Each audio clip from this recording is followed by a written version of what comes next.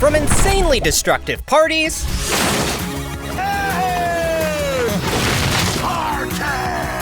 to pondering the day as you eat some nachos,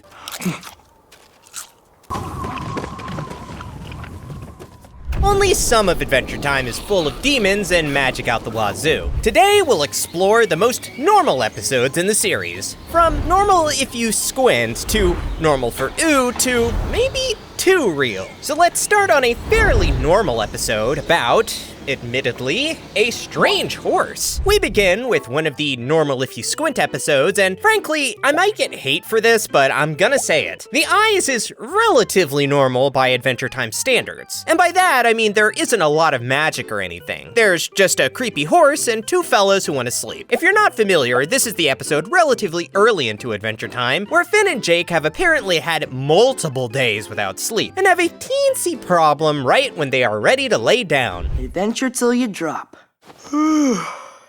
Hey, Jake? Yeah? Can you sleep? No. Yeah, what's going on with that? I've had days like that. Sometimes even after a long day of, well, for me it's watching cartoons. You just can't quite rest even if you're really tired, you know? Of course, this is maybe the most famous episode of the show, so you might already know exactly why the guys can't seem to shake that weird feeling that's keeping them up. I don't know, but that we're being watched. Why is that horse staring at us? I'm not sure I could sleep knowing the glassy dead eyes of a horse brightly lit by the full moon were just watching me. A creepy problem to have, sure, but also, this could happen in real life. I mean, mostly. It's going to get a bit stranger, but the boys slowly lose it. They have to do something. It's also hard to blame them. Sometimes you're so tired, you'll do anything just to get back to bed and sleep. At least they're going to ask it nicely to leave first, right? Hey, get out of here, horse! Whoa, man, let me try. I beseech thou to split from mine land, but I welcome thee to come back for some luncheth some other day. Get it, man, this horse is whack. Okay. Okay, well, they didn't start by asking it nicely, but also it didn't matter, because it's a horse. If asking doesn't work, then force is justified, which is terrible general advice, but okay horse advice. Or I guess maybe not, as the boys prove. Move, horsey, come on! Come on, Jake! I'm super pulling! Math this. Putting aside that didn't work, moving a horse that way is a good way to get kicked in the head. I ain't no animal expert, but usually you don't want to get behind giant animals and pull their tails to move them. Anyways, moving the horse is kind of a failed experiment, which leads to Jake really starting to lose it. No more! Where are you going? Rah! He can't stare at us if he's blind. Look, man. Why? Stupid blindfold! So, we've officially moved outside normal territory. I admit it. That horse has like snail eyes. All this nonsense leads Finn to come up with an idea of his own that, I mean, maybe could work in real life. Like, sometimes he's trying his best, and he's also very tired. That horse is whack with poo brain. Diagnosed this horse with whacked out poo brain 5 minutes ago. Poo brain means we can lure it away from here using music. That's true. You're a genius. All right, horse. Beethoven's not luring enough for you, is it? Anyone else kind of thrown by the way Jake said Beethoven? Am I uncultured, or are things just said different in the magical post-apocalypse? That's not really important, I guess. Jake switches it up a little to give Finn's plan the real college try.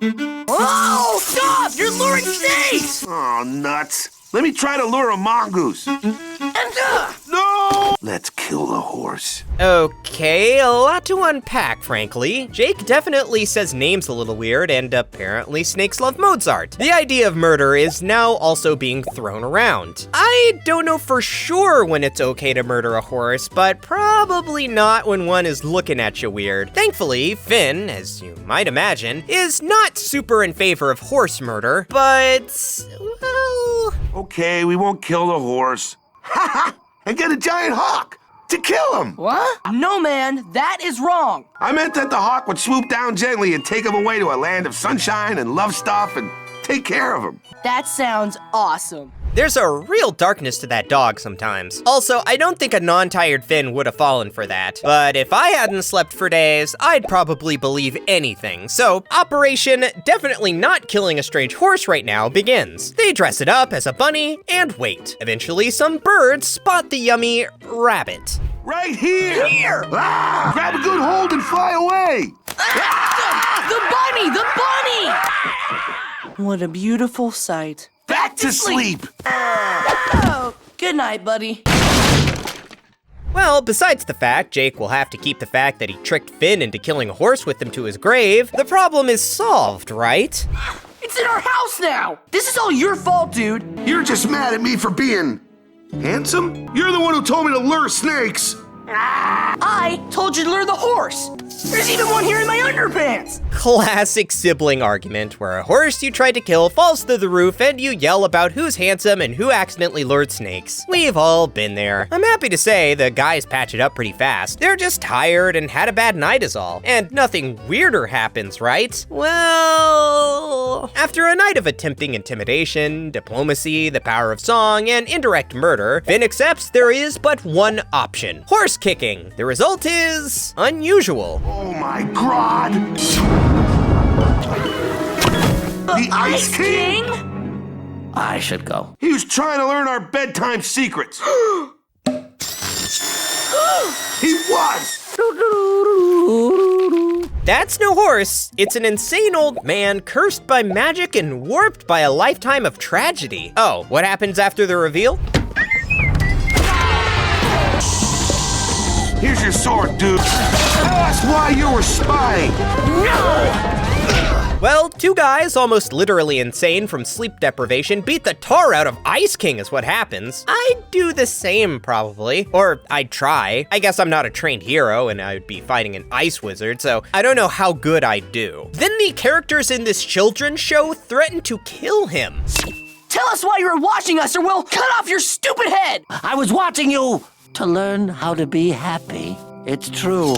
I would like to be happy like you guys. So you dressed up like a horse? Have pity on me.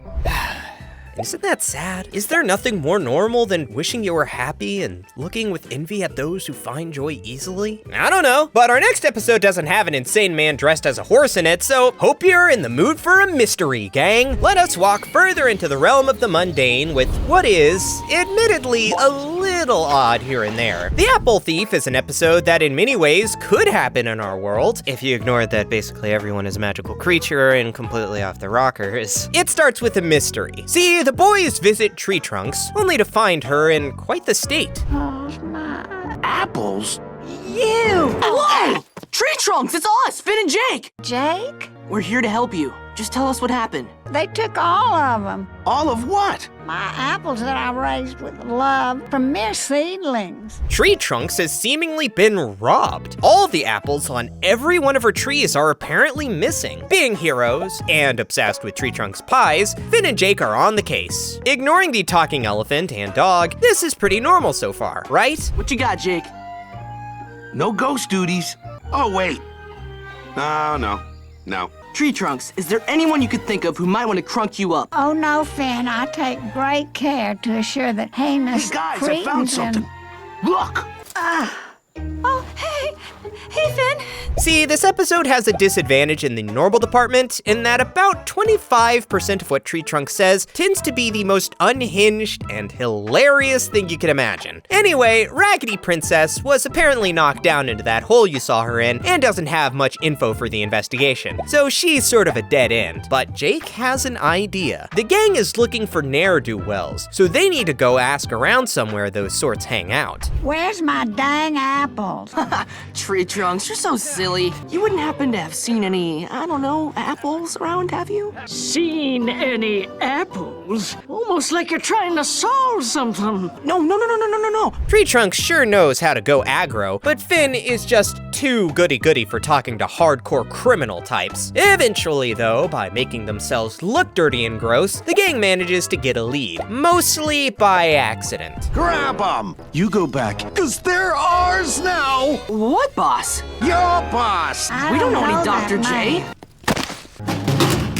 What just happened? Tree Trunks and company get mistaken as rival criminals working for a Dr. J. Finn also got bopped with a ring that left an indent, giving our investigators a clue about the people who might actually have the apples. Jake thinks he's actually seen the ring symbol before, and we get some backstory about how Jake seems to have had a really shady past. Yeah, you see? That guy must work here. Who's the heck? We're here about the apples? You'll be unsurprised to learn that that door guard isn't the brightest. With some pretty basic subterfuge, Finn, Jake, and Tree Trunks find themselves face to face with the wrong criminals. Yeah, oopsie daisy, but our heroes seem to have stumbled into a massive and way more serious operation than intended. A whole crate. What the? These aren't apples.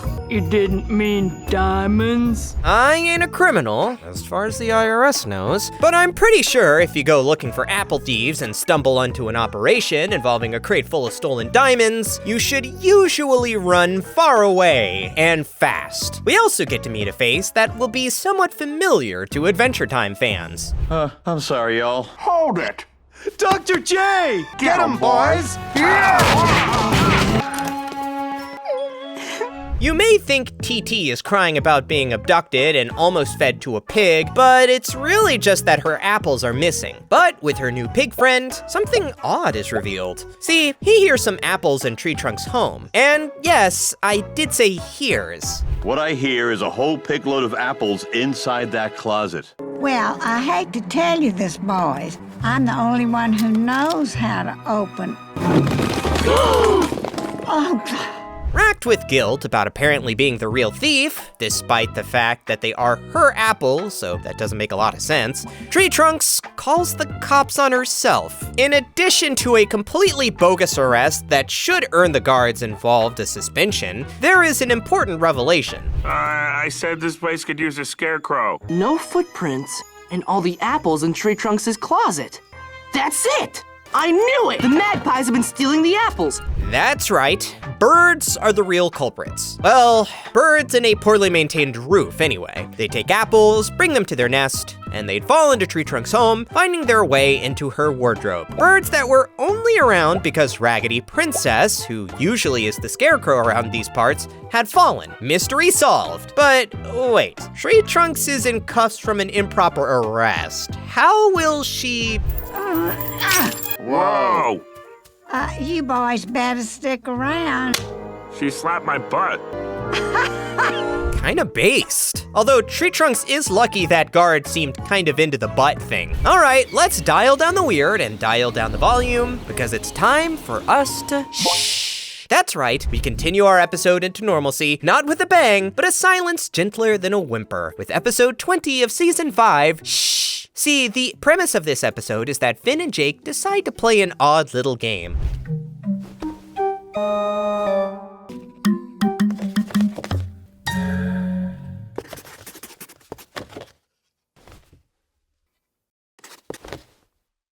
Gosh, this is a strange one for me. I feel like I'm the hype man to two people calmly communicating in a library or something. The stakes, by the way, are that the loser will be disappointed, and that's it. As for why this episode isn't higher on our normie episode list, well, BMO adds a bit of a complication to this little game. Feel 1,000 times in the sky. It makes me so happy.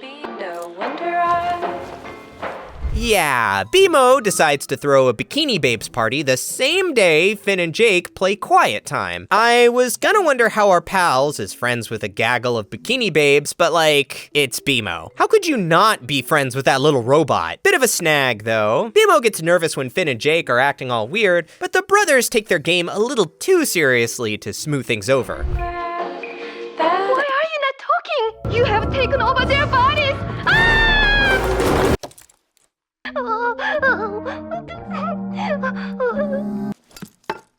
Hey, guys, if your friend thinks you're strangers who have stolen their friends' faces, maybe pause the quiet game to talk it out. Anyways, this surely won't spiral into a major problem, right?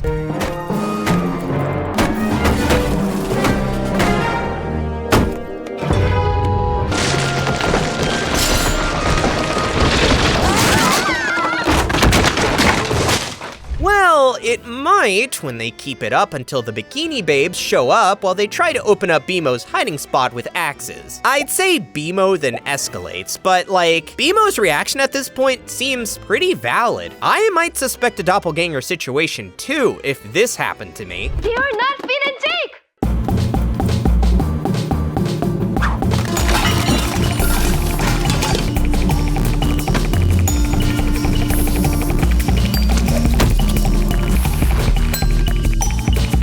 Luckily, I guess, Bikini Babes aren't usually built for battle. Neither is BMO, so they don't hurt the brothers too badly though. Eventually though, the game's gonna end.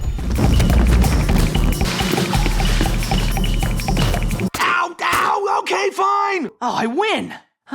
You're so disappointed. Finn? Jake? For real? Jake loses, the game ends, and the boys can explain the sitch to BMO, who's mostly just relieved their best friends aren't dead and replaced by doppelgangers. So a quiet and normal episode for a lot of it, but definitely a little weird near the end there. Perhaps it's time for something we can all relate to. Wanting people to think we're funny. And oh boy, do I so desperately want that.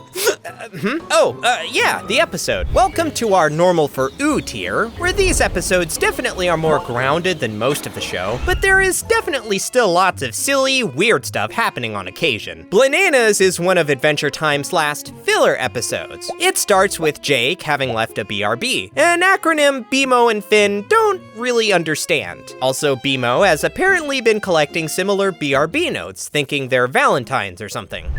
That's cute, BMO. I love bleh. I'll read some bleh till Jake gets back, I guess. BMO is quite the odd robot, but we love them all the same. For a while after that, Finn's just vibing with his Bleh magazine. Then he has an idea for, I'll say this, it counts as a joke, I think. Okay. Ouch. Yeah. BMO! Maybe I'm being harsh. It makes at least some sense, right? Well, unfortunately, our boy is kind of gonna go bananas trying to prove that, or blananas, if you will. Because while you or I can do that friendly nod and little nose snort we all do when we pretend we find something funny, BMO can't. Or maybe just won't. Aww. What? This guy's problem is a tiger biting his foot. Like, ouch, hey, this isn't helping, you know? Like... Was the tiger already biting his foot? Next, Finn tries bubblegum, but is that much better? She's almost too smart. And also, is English bubblegum's first language? It sort of seems like German sometimes. Or like, maybe primordial gum is her first language, German is her second, and English is her third. That might make getting some nuances hard, but I guess she is brainy. Regardless, she tries to help. But I'd like you to read this book, The Joke and His Relation to the Unconscious, which I think is easier on the eyes. So not only does Finn not speak German, but he really seems to read at, if we're being generous, like a middle school level. That's a real book, by the way, written by Sigmund Freud. Bet his yo mama jokes were really weird. The book is useless to Finn. For psychology majors, I don't know. Finn does eventually find someone who is a little more on his side. Even mediocrity can hit big if you find the right audience. Finn, this is so funny. Yeah, I didn't draw that, but cool. Thanks for... Oh, yeah, but what if it was something more like, I got a caveman in my teeth, huh? Not sure that totally counts as a win. Ice King did laugh at least, so that's a start. This also gets the guys talking about Bleh and how Finn and Ice King could be way funnier than the losers who run the magazine. And surely you're in the right if an insane ice wizard who should be imprisoned for kidnapping is on your side. Nary a piece!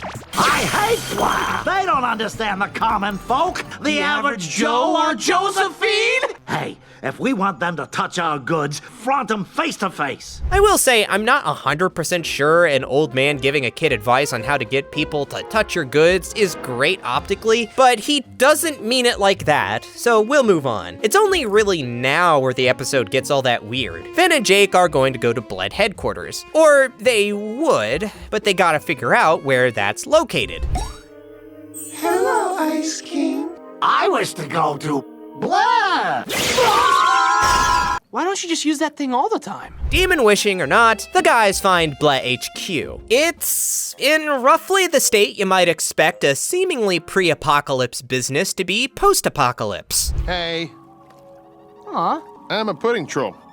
Why? My job? Why is this your job? A pudding troll is definitely starting to add to our weirdness levels, but I think him waiting around because he literally applied and then just got a security job adds to the normalness. We'll call it even. The troll causes our odd couple some trouble, but it's Finn, the almost legendary hero, and a literal ice wizard, so you know how it goes. Uh-oh! Angela, big Tina! You win. Fine.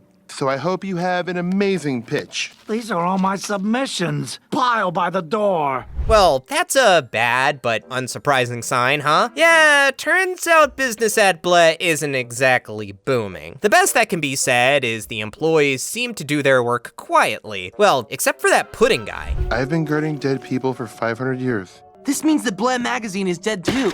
Now how am I supposed to prove my caption's funny? Like, seriously, has that dude thought he was building savings all this time? Or did he just love being a guard? Anyway, Blah basically doesn't exist. But that means the guys can look around and kind of do whatever they want. I'm going to write you a prescription for one giant club? It's about time us young guns took the reins. The Ice King has a decent answer. If you're pro-civvy forced unpaid labor anyway, and you know that I am.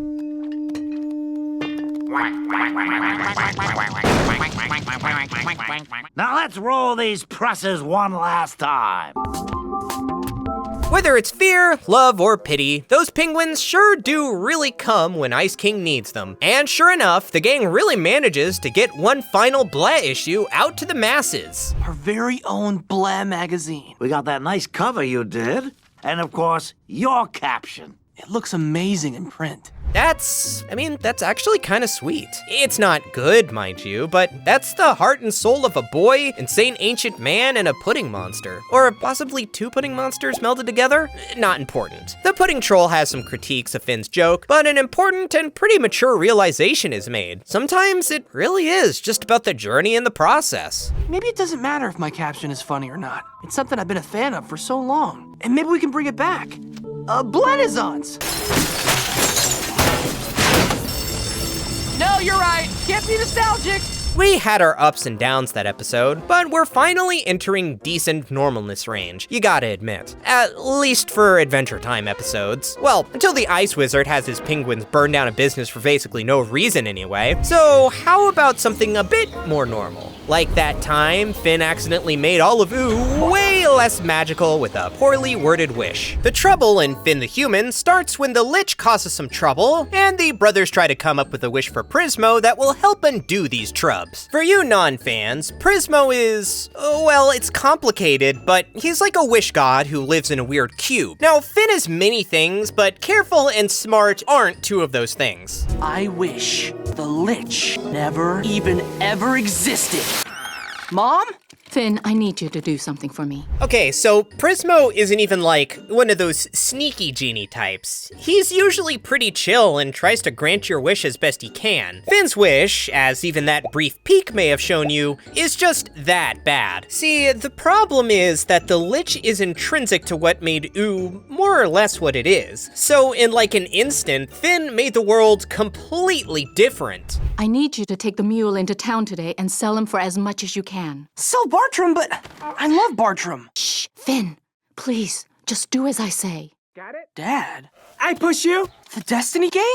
Everything will be fine, I promise. Turns out, the Lich was like a critical domino in making the world as magical as it was. So now this Finn, who isn't all that much like the Finn we know, lives in, well, it's a bit hard to describe. It's like a post-apocalypse, but seemingly not quite like Mad Max bad. Things aren't great, a gang rules over everybody in his area, but there is a society. Now, it'd be easy to think that the world has no magic in it anymore, but that isn't quite true. Bartram? Dang it, Bartram. Firebar, how'd you get up there? Jake, look, unbelievable. Sell it and keep Bartram. Who are you? It's my crown. I could just far away for a little while? We're definitely not at a 100% normal world here, but that bomb you saw frozen seems to be the big change Prismo made that led to all the other changes. Without getting too into the weeds, that's a mushroom bomb. It's like a nuke, but magic-y. Stopping it seems to have also stopped the Lich. Shame about Simon, though. Marcy doesn't look like she's doing too great either. She also has quite the tail. My beloved friend, Simon Petrikov, gave his life to save this foolish, frightful bombs. In mutagenic horror, Simon froze the bomb in mid-flight from the ground. That explains a lot, actually. Not only does it explain why there's no Lich, but also the bombs were mutagenic, meaning they mutate the stuff they hit. Stopping the Lich meant also stopping the bombs that made so many of the critters we see all around do. One small problem. Magic is so rare now that Finn doesn't believe any of this. You must die! Ooh. Oh, you beast! Sorry, I gotta save my dad. I was on Marcy's side until the gun thing. She was gonna laser that boy to death. It just didn't work. I'd probably nab the crown too. Next, we see Finn trying to pawn the thing, trying to help his dad escape the crushing debt imposed on him by the local gang. Fun! I bet yelling about this extremely special treasure won't have any consequences. No. Let me see that. Hey! I gotta sell that to pay you guys. Is it my style? Big Destiny will know. What is this? Are you telling me what to wear, Trammy? Hey now, those evil tyrannical gang members aren't being fair. Also, if you think they're lame, their leader did catch that crown without even looking. Pretty hardcore. That guy is Big Destiny, and he is an odd fellow. Bam! Yeah, Give me my money or leave my parents alone. One needs to learn the rules. I guess it wasn't really mine. With the crown stolen, Finn feels like he has no choice. He has to try and get it back. Choose Goose offers some help for this quest. Well, actually his name is Choose Bruce because he ain't a goose, but it is pretty clear who this is the normie version of. Marcy also tries to help, but she's over 1,000 years old and not thriving. It seems this version never got cool vampire powers. To return the crown to its hide hole. You'll need this, Finn, if you want to win. It's the weapon for your arm.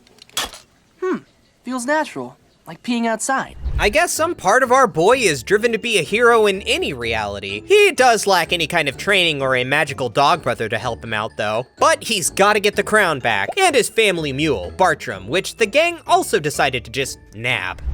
Yeah! You want Big D's crown, huh? Here you go then.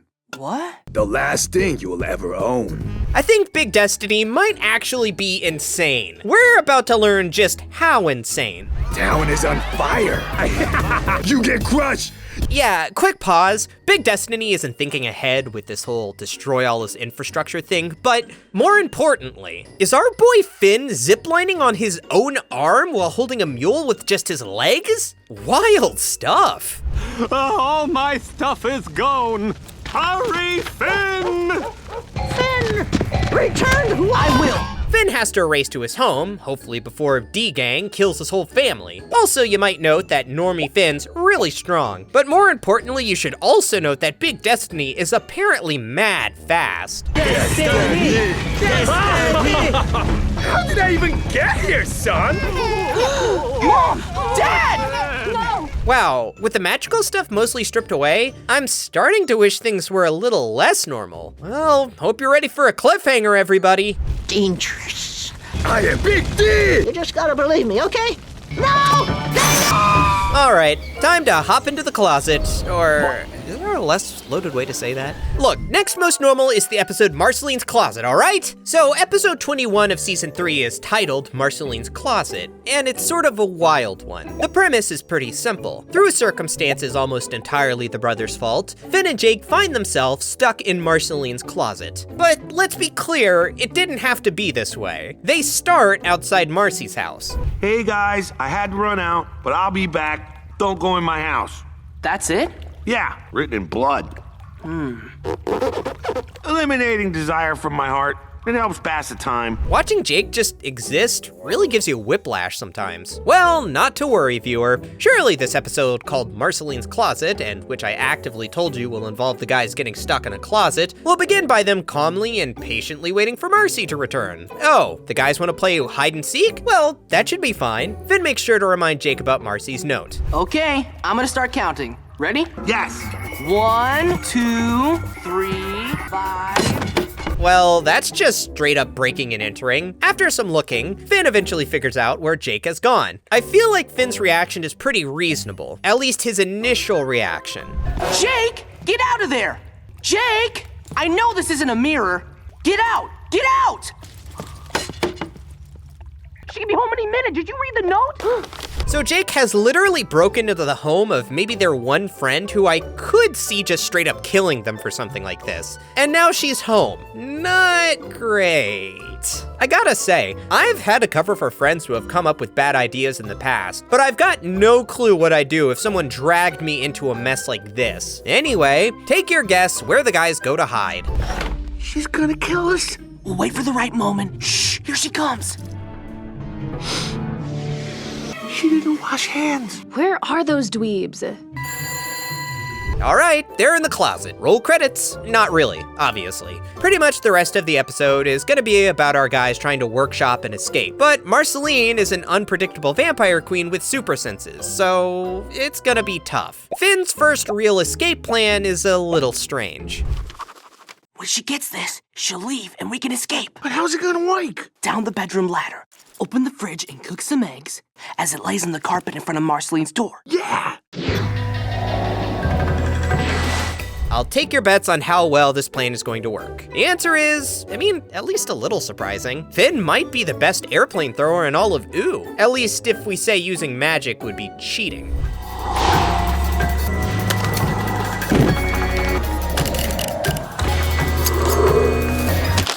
Did it work at all? Of course not. But that was still 60% of what Finn said would happen. If I saw someone do 60% of a literal miracle, I'm still gonna be impressed. I'm not gonna complain if it didn't actually help anyone. So then Marceline starts singing her private thoughts, and the guys really start to lose their minds about how much they violated her trust with this whole breaking into her home thing.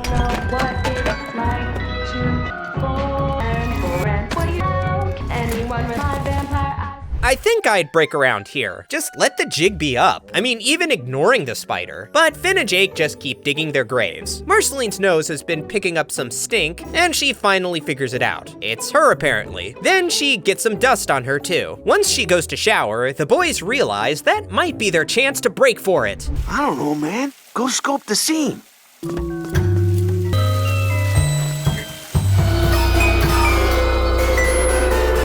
What happened, man? I'm not going back out there. So, I do believe that was an accident. But what did Finn think he'd see in Marceline's bathroom while the tub was running if he just kept sliding toward the noise? Moving on from that, the boys do soon actually get their chance after Marcy lays down to sleep post-shower. Finally. For the love of God, guys, just please leave this poor girl's home.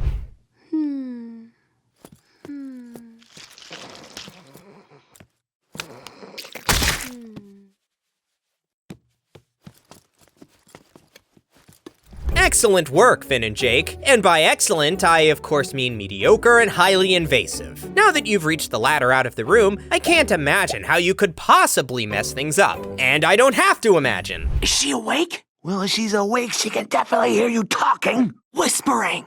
I can hear both of you. I don't usually say this about Finn and Jake, but would Marceline be justified in just straight up killing them here? I don't know if I'd blame her, but she has a different view on things. Finn just decides to come clean about the closet thing, so maybe that helps. We hid in there all day. We saw no glob. Whatever you do to us, I just want to say... So sorry. Apology accepted. What? Anyways, no hard feelings, guys. See you soon. So the lesson of this episode is, it's okay to break into people's homes if you're honest about it, and also they were doing it to you the whole time too, without you knowing. Speaking of a grounded type of unhinged I know a lot of you have seen, are we ready for an episode where Jake almost irreparably destroys his friendship with Finn over a card game? Hooray! Be warned, we're now entering maybe too real territory, where these episodes are really starting to dive into some tough and grounded topics. Luckily, we can start this category mild-ish. Card Wars is an episode in Season 4 of Adventure Time in which we see something as normal to nerds as breathing. Someone getting so toxic about a meaningless game that it nearly detonates a lifelong friendship. It all starts with Jake casually trying to get Finn's attention. You look dumpy. How come? Is something sad inside? There's lots of boxes that have nothing in them. You could put something in the box, and then it won't be empty. You're a charmer, Finn human. I'm not sure I'd call that particular part of the conversation normal, but it's not my fault sometimes Finn and Jake talk like aliens to each other. What we eventually learn is that Jake is a little down because he has a new game he's really into, but nobody to play it with. It turns out the box contains what you need to play the titular Card Wars. What's Card Wars? Oh, it's kind of stupid. Never mind. It sounds cool. Really? It is, man. But I still totally want to play it. I can appreciate a friend who goes, yes, that is nerd stuff for losers, but I will play with you since you're my buddy. We get our first major red flag when the BMO walks by as the guys set up. Oh, hey, BMO. You want to play too? I do not play such games with Jake. Whatever. You may note BMO didn't say they don't play games like Card Wars. BMO said they don't play games like that with Jake. For now, Finn asks a question that I certainly would be reluctant to ask the very first time I tried a new game. How about the loser is a dweeb? Those are good steaks.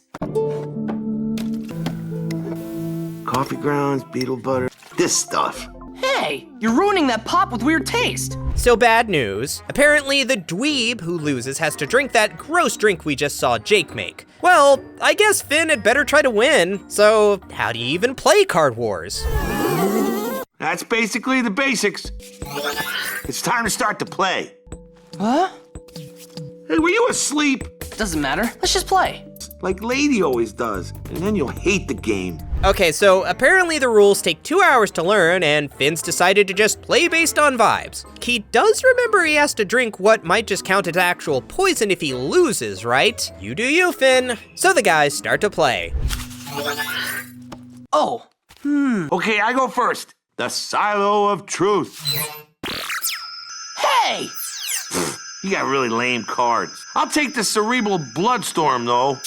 Card Wars already seems kind of complicated, and this is turn 1. And it's not even done. Jake can do more. Let's see if things get easier to follow as the game progresses. I'm casting Cerebral Bloodstorm. So, what do you use to defend?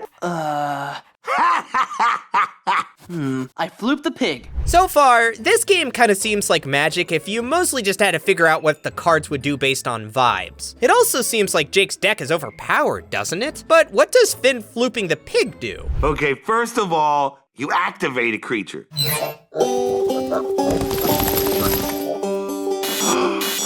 Worlds! My Oscar Knights draw energy from corn! So Finn accidentally ruins Jake's whole opening strategy, and apparently that was all still on Jake's turn too. So what's Finn gonna do next? Your turn. You're supposed to discard a card and pick up a new one first. Look at you. You're a babe in the woods. You're Spirit Tower. Now my battle phase begins. Jake's gamer venom is starting to come out now, I see. Also, word of advice, if you want somebody to play a game with you, maybe don't belittle them the whole time. Now that we're probably all rooting against Jake, we should see what Finn's attack manages to do. To begin studying. To the Cave of Solitude, so he can take a nap. You're not attacking? Then the seas have aligned and the 5 winds waft the smell of victory to my palace doors. I also don't know if Finn knows that's quite what he's doing, but he at least seems confident. Well, at this point, I'm starting to almost feel like a tournament commentator or something. If the commentators didn't know a lot and openly said the game was for nerd losers. Moving on, do Jake's scary corn guys do anything? I cast Teleport. Wouldn't Teleport only work on your own creatures? I'm gonna slay that pig, though. Face it, man. I'm the cool guy. You're the cool guy, huh? I feel like everyone is getting toxic now. Also, is Jake getting overzealous, or is that dude straight up trying to cheat now? I guess we're lucky Finn seems to be starting to get the game a little bit. Unfortunately, I think Jake is about to go a little nuclear. Maybe. My pig! Now I reconstitute my cornfields using the Reclaim Landscape spell. That board wipe volcano card seems a little unbalanced. Almost like this is a silly game in a cartoon you're not meant to examine play by play. Well, how much worse can it get? And I still have my battle phase, hiding in the useless swamp. I love corn! Cornfields give the immortal maze walker triple damage. Pretty bad, you might think. But as we all know, the volcano card doesn't destroy the ancient scholar while he is researching, or something. Which means it's time for Finn to reveal something to his old pal Jake. My ancient scholar's been studying the Raise the Dead ability. So, my ancient scholar raises the dead. No! My tower's doing a thing. You ganked my spirit walker! Gotta be real, that was a lot of nonsense, but that's just what card games are like if you sleep through the rules, I think. Jake takes this hit with dignity and, oh, I see. Things actually deteriorate quite badly at this point. Maybe we should take a break? Your turn. You play! I do not play such games. Sorry, I gotta use the boy cell room. Bimo! You'd be dead. Bimo! Jake's acting banana-news! Oh, Bimo, you're our light. At least your toxic behaviors come from an unburdened spirit, unlike Jake's. Putting aside the fact that, really, Finn should just stop playing, he and Bimo get talking about how weird Jake is being and what to possibly do about it. Eventually, Finn mentions that he's winning. What? I only played so he wouldn't be bummed. You must take a dive. But I'm a Card War Super Amadeus. What? Play game. Now, I don't know whether it's a good idea or not to let anyone but actual toddlers win just to make them feel better, but Finn doesn't want to upset his bro. So he really starts throwing the game. Or I guess he tries? But then Jake just sort of starts winning for real. Oh! Pigs can't leave mud landscapes once they're on them. The pig is mine. I'll play Reclaim Landscape, then I cast Summon Archer Dan. Besides being weak to pigs, Jake's deck seems pretty darn strong. At this point, things really turn around for Jake, which I suppose was both players' goal. Pretty soon, it's GG. Ain't nobody ready for Archer Dan. Whoa, math. My boys! You have no creatures left. The 5 winds blow through cornfields once again. You got me. It's time to drink up. So that's our episode. Finn's a dweeb and Jake's a winner, I guess. Not sure Finn's the one most people would call a dweeb if they watched that whole thing unfold, but whatever. Now relax and get ready to become a bit more one with yourself and the world around you. Jake is a dog of multitudes, which is no more obvious going from Card Wars to Jake the Brick. By my completely infallible reckoning, Jake the Brick is one of the most normal episodes of Adventure Time, which I think might ruffle some feathers. After all, this is the one where he pretends to be a brick. A very not normal thing, I do admit. But breathe in through your nose and out through your mouth as you journey with me. This is About the Vibes. Jake is calm, quiet, and serene, all while pursuing a goal he's had for a while. Nothing weird about all that.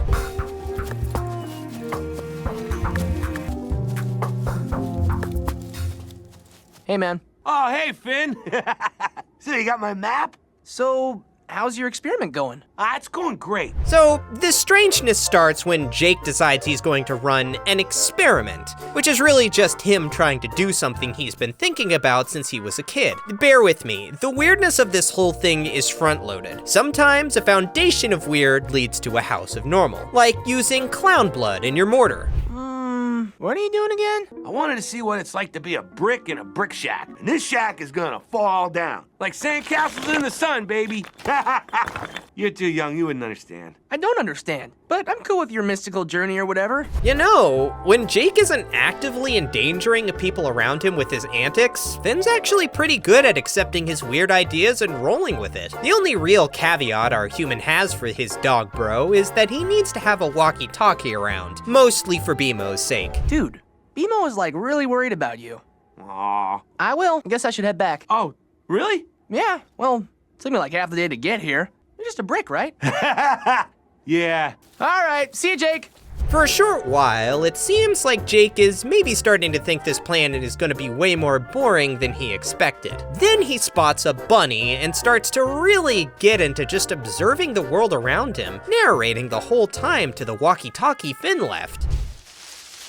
What's this? Mr. Bunny seems to think so. Unfortunately for Mr. Bunny, it's a male deer, but still above him in the food chain. This dog is like if you combined David Attenborough with a Zen brick, which is probably the first time a human has ever uttered those words together. I also feel like it needs saying that Jake is very well spoken when he wants to be. He's just usually in a sillier mood than this contemplative style vibe he's going for right now. What adds to the chill vibes this episode is that Jake was originally just doing this for himself. Take a listen. Hey, man. You know I can hear everything you say, right? No! Yeah, but you saw me leave the walkie-talkie and I left it on. Hi, Jake. Hi, BMO.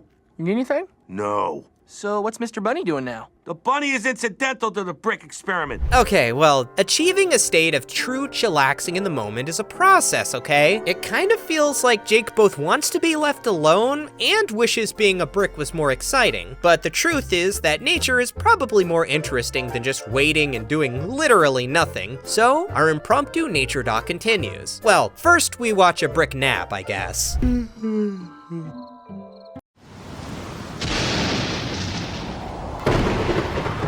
Oh my God, it's a crazy storm! If a definition of bravery exists, this must be it. Gosh, so we've got 3 stories running simultaneously, basically. We get a nature doc focused on the hard life of a bunny, Jake wanting to experience the thrill of being a brick in a collapsing building, and Finn broadcasting Jake's chatter to tons of people. What's kind of interesting is that, for one reason or another, that broadcast is a major hit. The wind is beginning to pick up. It's becoming clear that Mother Nature has not just knocked on the door, poured herself a drink. Mr. Bunny has no friends, no loved ones of any kind. The wind is really picking up now, beginning to grow in size and connect with one another. Poor bunny. Nature is cruel, and like most good nature documentarians, Jake seems to be a non-interventionist. Or, you know, maybe he just doesn't want to stop being a brick. Things start to look pretty grim, but like so much of life, some beavers make it a little better. Looks like this unflagging little hero of a bunny will have some help, though. A family of friendly beavers appears to have taken up the cause.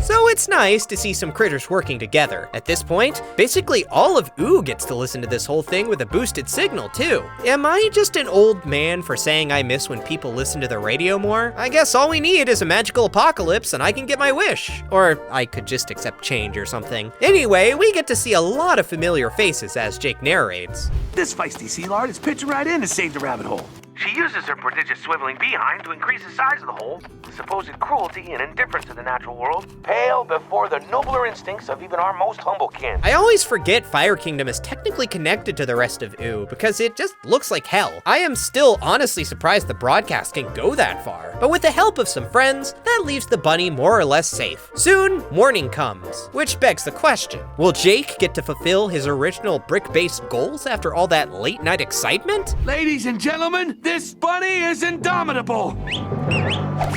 Yay! This bunny has the right attitude. Who cares about being a brick in a wall of a falling down shack? There's something bigger than that. Teach me, Mr. B!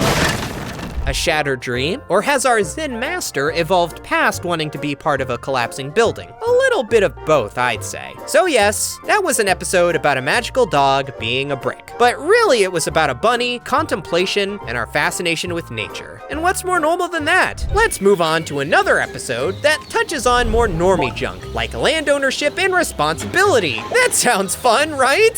Ocarina is a Jake episode from season 6 that touches on something that's actually kind of a tough topic. See, at this point, Jake is a dad whose kids aged magically fast, but he's Jake. Some people are awesome friends, but maybe not the best at raising kids. Woo!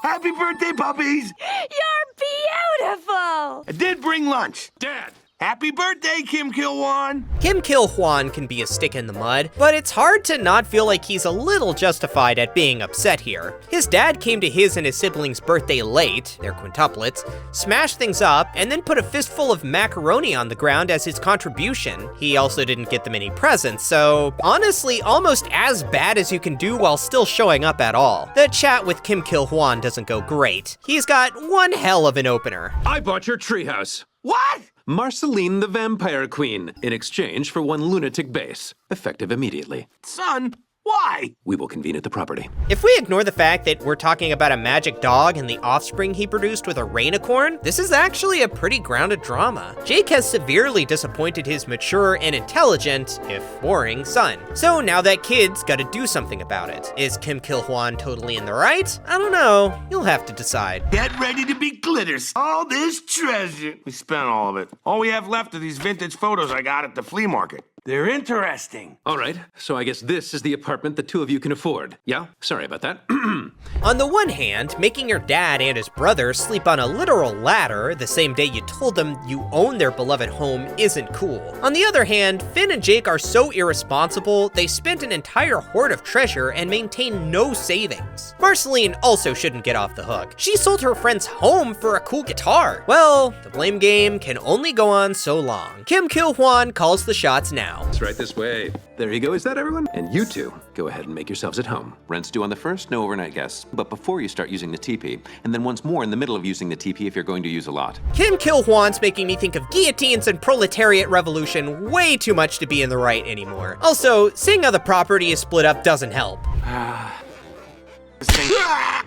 Gee, but it's great to be back. I can't wait to watch my gross fat butt. Oh! How much can these people possibly be charged in rent? This seems like a total racket. Also, and I'm losing my mind here, it gets way worse somehow. There's no other way to say this. Kim Kil-Wan decided to make the bathroom one of the rental properties. Oh, holy cow. Yes, he's inside my apartment right now. Glob, now there's 2 of them. I just feel like if we're patient, this whole thing will work itself out before you know it. Help is on the way.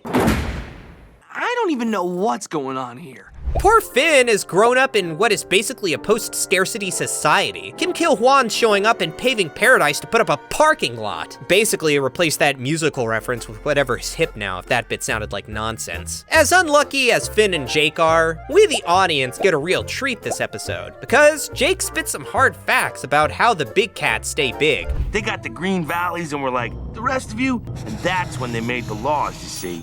They said, this is fair now, this is the law. They changed the rules up. Hey, you're free to go. Jake's wise in a lot of ways. Sure seems like, I don't know. Like this would have been a good talk to give your landlord's son before he started using money to bully people. Thankfully, getting his dad and uncle arrested wasn't what Kim Kil-Hwan was after, so he bails his pops and Finn out of jail. Hey, Kim Kil-Hwan. This is a bill for the bail I just paid. You're really in it deep here, Dad. It's time for you to get real. No more games. Just let me do the blah, blah, blah, blah, blah. That cuts to what the dude really wants from his dad. He wants Jake to be like a real adult and get a job and biz. The guys seem to mostly agree, at least in the sense that they want some cash. It could let them pay for the bailout and maybe buy their house back. Unfortunately for Kim Kil-Hwan, the topic of getting a job only lasts a short time. Then something else gets suggested. I was thinking maybe Kim Kil-Wan was right. Oh, yeah. Oh, no, wait. I buried a ton of gold in the front yard. Excuse me.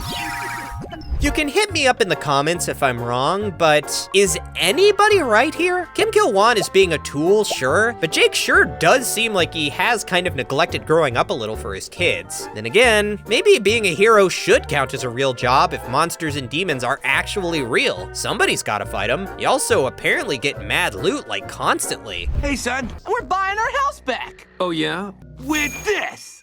Yeah. With the gold you dug out of my lawn, which is therefore mine. Now, since I have a job, I must be going. I'm gonna be frank here.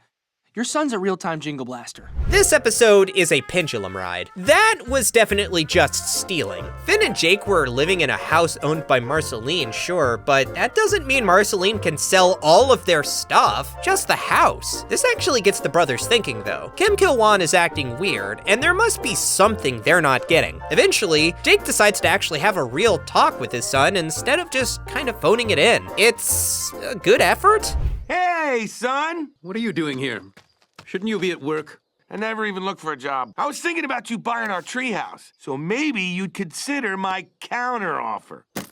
Father love! I love you, I love you, I love you, I love you, I love you, I love you, I love you. Kim Kil-won's quiet, really? When Jake says he's never looked for a job is actually sad. Like, not for a cartoon. That just sounded like a real dad breaking his son's heart. But in his own way, we at least get to see that Jake tried. He's just not built at all the way his son is. Come on, open it!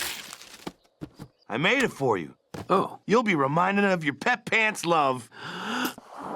It's not hollow. I made the holes with the back end of a pencil. I think this counts as nice. Jake isn't always a very considerate guy, and he tried to figure out a way to show his son that he loved him. I don't think that quite counts as an ocarina, but there was some amount of effort, and so some repairing of father-son bonds gets to occur. Kim Kil-won decides to give something important back to the boys.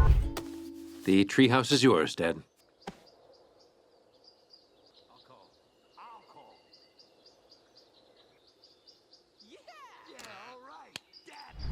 That's actually sort of beautiful. And minus the talking dogs and dubious legal system, a pretty normal episode if you ask me. Sorry, scratch that. A dubious legal system probably does track with the way actual renting works. Zing! And so that's my list of the most normal episodes of Adventure Time. I welcome you to check out some of my other vids, including a few that are the polar opposite of this, where I check out some of the weirdest episodes from a bunch of other cartoons. Until then, ciao!